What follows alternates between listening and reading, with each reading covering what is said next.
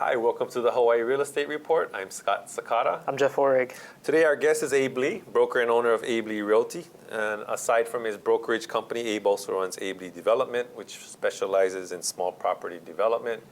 Today we're going to discuss some of the basics of the CPR process. Okay, by the way, what's a CPR? Condominium Property Regime. Okay. The test begins. Abe, thanks for coming back on the show. You're welcome, thank you. For some new viewers, can you just tell them a little bit about yourself and Sure. what you do? Well, as it relates to the condominiums, I first started working for developers back in the 1970s, and then did a major project in sales for Bob Allen for Executive Center back in 1978, 79, 80. And I started my own small projects in 1981, I believe was my first. And subsequently, we've done about 130, 140 projects all throughout the islands, mostly on Oahu, but a few on the neighbor islands. But most of them were condominiums. Okay. So, what is a CPR? Well, let's take a subdivision first, okay? Let's say you have a 10,000 square foot lot, and it's what they call R5 zone, so it's residential, 5,000 square foot minimum lot size. So if the lot was wide enough, the city and county of Honolulu will say, okay, we'll let you subdivide your lot into two 5,000 square foot lots, and the back lot would be having a flag stem, and the front lot would have its own entry. So that's a regular subdivision. But if the lot was too narrow, but was 10,000 square feet, then the city would say, we'll let you build two houses, but we won't let you subdivide. Well, the magic of the condominium is under what they call Hawaii Revised Statutes, Chapter 514A. The state says, if you're legally allowed to have two homes, or even if it's legal nonconforming, then the state will say, as long as you have no current building code violations, we'll let you separate the two units out and sell them off separately. So in a regular subdivision, you'd have two lots with two separate tax map numbers. In a condominium, you'd have one tax map lot, but with two houses, and then by virtue of the condominium law, you can separate out the ownership and split and transfer title to the units. So it was magic. You wave a wand by the legislative action, and you can sell it separately. Now, it originally started back, 1960s, when they had a high-rise. And a developer would say, okay, I want to sell this property. I don't want to be a landlord. And there was no way to sell the airspace. And the condominium law arose. And back then, it was called HPR, Horizontal Property Regime. And now it's called CPR, Condominium Property Regime. It's the same law. They changed the name. So I don't know if it's any more apparent to people what's the difference is between HPR and CPR. But it's the same law. So in a high-rise, they allow you to sell the separate airspace for each unit with the limited common element, and then the common element would be the driveway, the parking, the elevators, and those kinds of things, swimming pool. So in a high-rise, we see common elements and limited common elements. But in a low-rise, like the subdivision I mentioned, you could have no common elements, because that back driveway could be only for the back unit, and the front house would have its own access. But if they were going to share the driveway, then the driveway would be common element, and the two separate lots would be called limited common element. So that's basically the main difference between a subdivision and a condominium, is you have different types of ownership.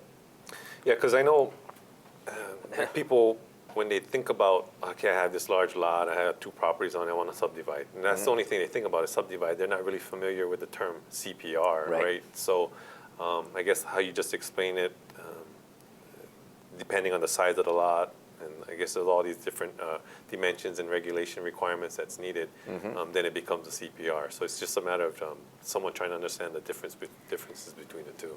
Yeah, and that's true. And the key is a city and county of Honolulu, or Maui, or Kauai, or Big Island, the county departments issues the permits. They tell you how much density you can have per lot. For example, in Honolulu, it's R5. That means 5,000 square feet. Now, there's different zoning designations. There's R3.5, that's 3,500 square feet, 5,000, 7.5, 7,500, 10 and 20, 10 and 20,000 square feet. So depending on where you live, the zoning dictates your density. But as I mentioned, if your lot is too narrow to subdivide, but they will allow you two or more homes on the property, then the question is, how do I separate out the ownership so I can sell one to my child or give it to my daughter? And so CPR is really a magic wand as far as the transferring of title is concerned. Before the condo law came along, you couldn't do that. There was one owner with two houses. Now we can have two owners and two houses. And you can have separate mortgages, Okay. which is the beauty of CPRs. Okay. Great. Well, we'll be right back after this.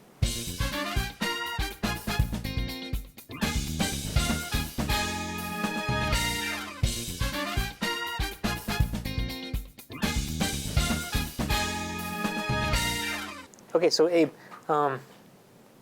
what items do people need to check before doing a CPR?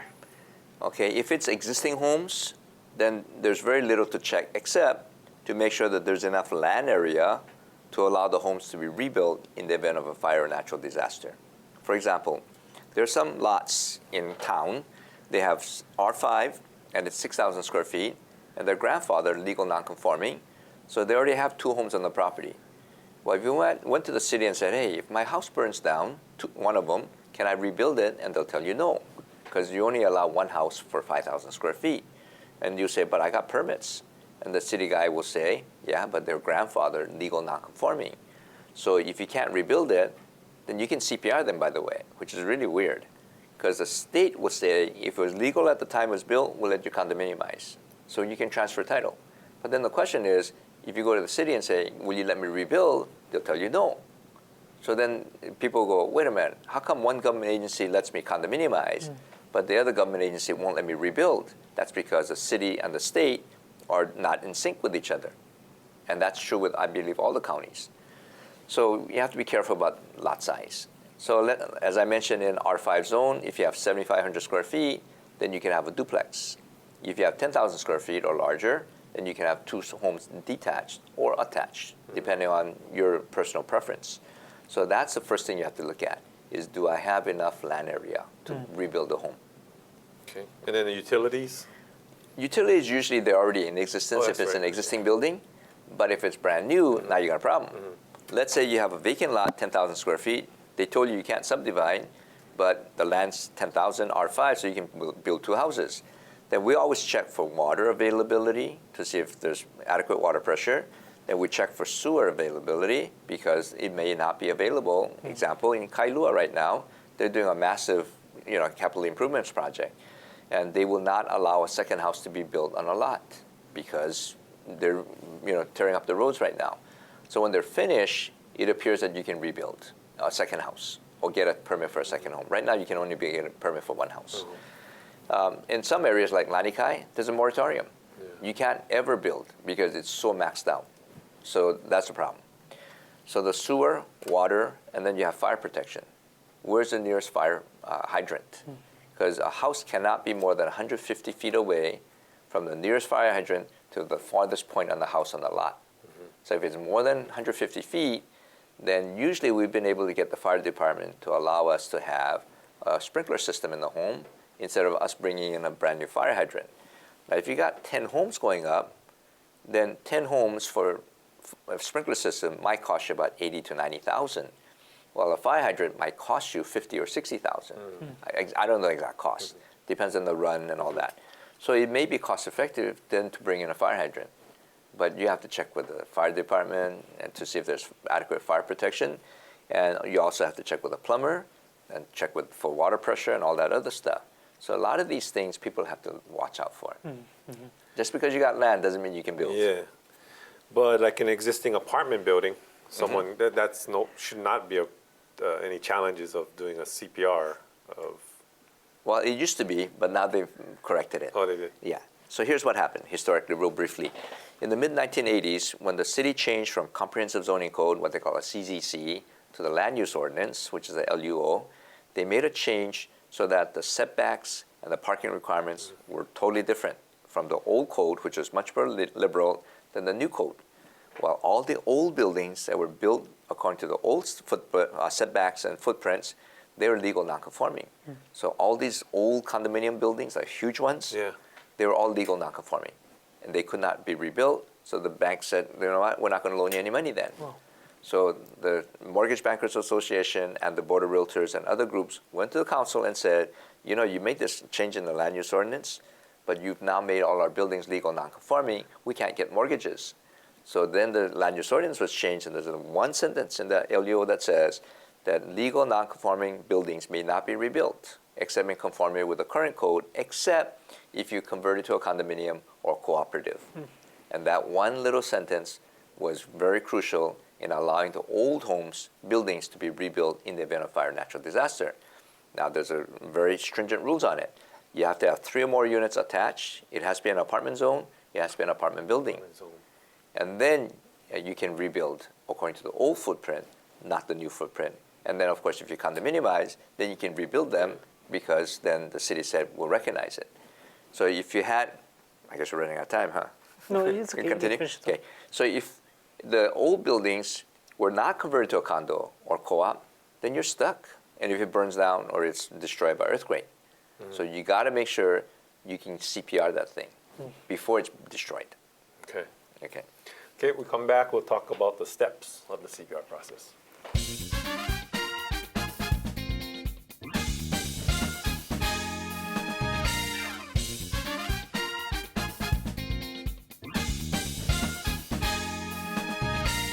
Okay, so Abe, can you walk us through the process of someone trying to CPR a property that has 2 single-family homes on it? Sure. Let's say it's R5 zone and it's 10,000 square foot lot, and let's say there's 2 homes. Or there's 1 house with vacant land, so there's room to build another house. So let's take the one with 2 homes first. They already have existing service, they have water, and they have sewer, hopefully, and fire protection, it doesn't matter because it was grandfathered.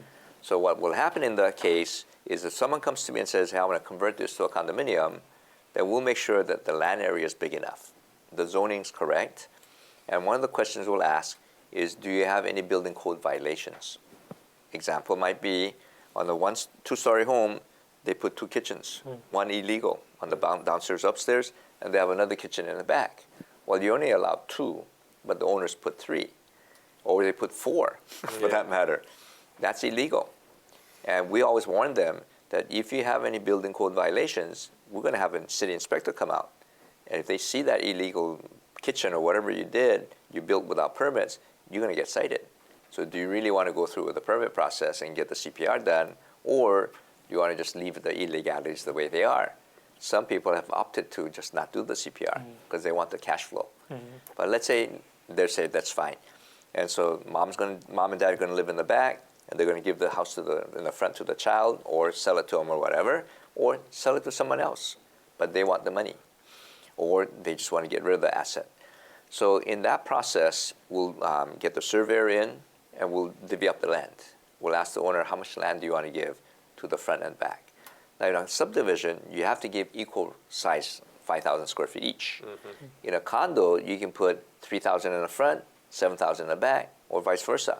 There is no minimum lot size for a condominium because the city recognizes 10,000 square feet with 2 homes on it. They don't recognize condominiums, which is another thing that's really unusual, is the city does not recognize condos.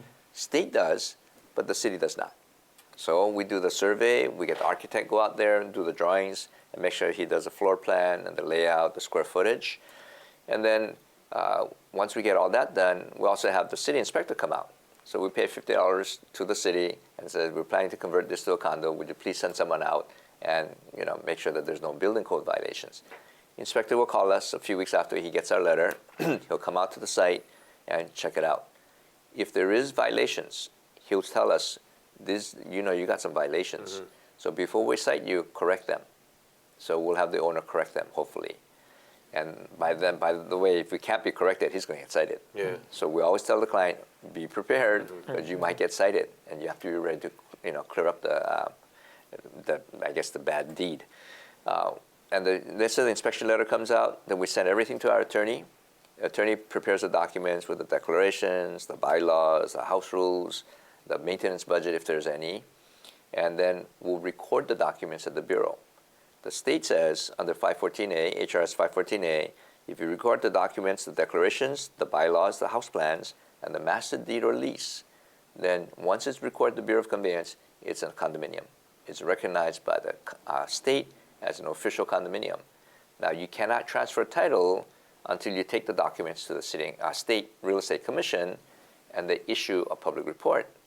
The public report is to protect the public, to make sure that all the proper disclosures have been made to protect the consumer. So that means that the developer needs to disclose everything about the property. How many units? Are there violations? If there are, you got to correct them. How many units are there? What's the zoning? Who's the escrow officer? What's it made of? And all that stuff. So once the documents are recorded at the Bureau, then the attorney again prepares a packet, sends it into the Real Estate Commission. Then the commission then hires a consultant, which usually is an attorney, and on a contract basis, they'll review all the documents to make sure that all the proper disclosures are made. Then once the consultant is comfortable that all the right documents are in the right place, then they'll call our attorney up and say, okay, ready to pick up, get a final public report printed. So my attorney picks them up, finishes all the corrections, sends it back to the commission. Then the president of the commission will sign the document. It now becomes an official condominium. Now, it was an official condo back when we recorded the documents at the Bureau, but it's now an official condo to be sold to the public by virtue of having the public report issued by the Real Estate Commission. So you got a lot of steps involved in going through this whole process. But once you get that done, then you can sell it to the public. Now you can transfer title. Okay. And we'll be right back.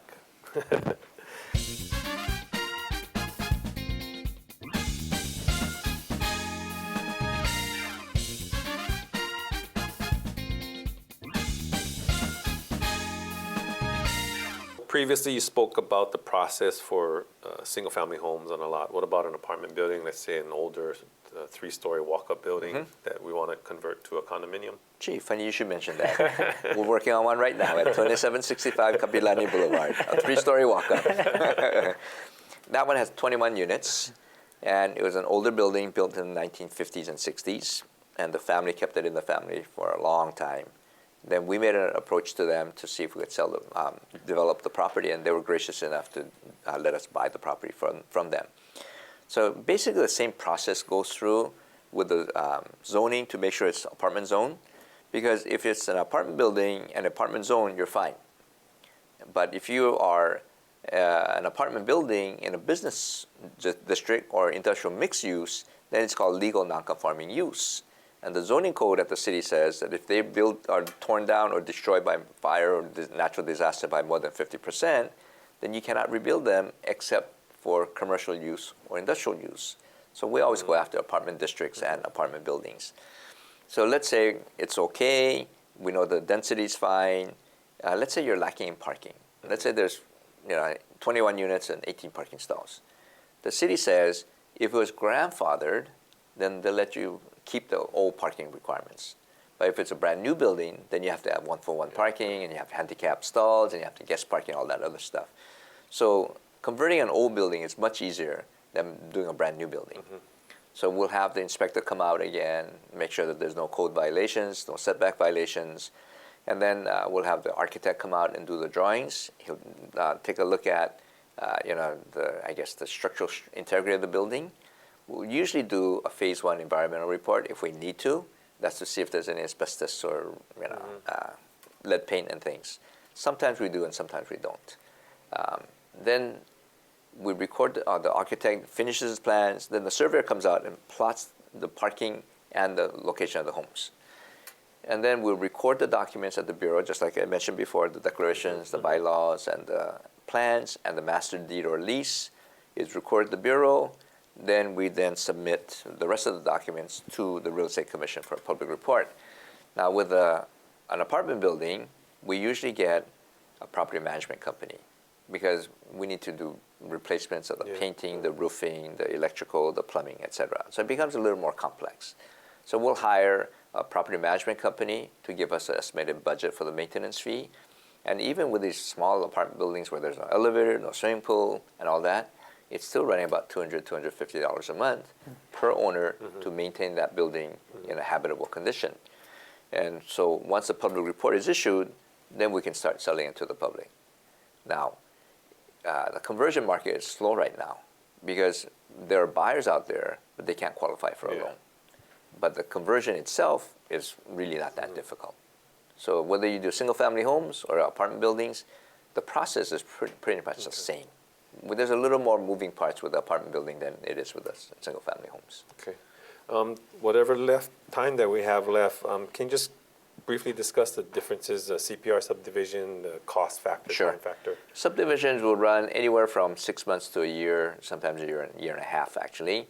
With the CPR, we figure we can finish out the paperwork and get it to the commission for a public report to be issued, hopefully within 5 to 6 months. Okay. So time-wise, we're faster.